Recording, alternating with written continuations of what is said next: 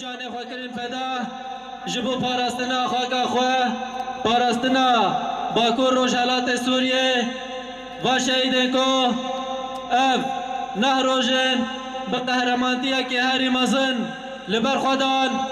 به لهنگیه کی به اراده کی خورد رحمه کو اوقاس ایریش هاتن لسر باجار ما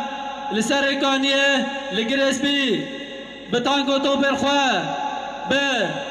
هزاران چته خواه ایریشی باجار ما کرن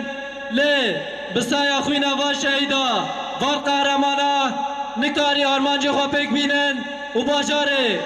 کو ده دست پیکا شورش ده لبر خدا و بو گور جی چته نصراره ایرو دیسا بی گور جی چته اردوغار. الاسم الحركي لورين درباسية، الاسم والنسبة أمشانوفر، ناو پاشناف روشن عثمان، دیرو بجه شهادت سر کانیه 16 ماه 10 2019.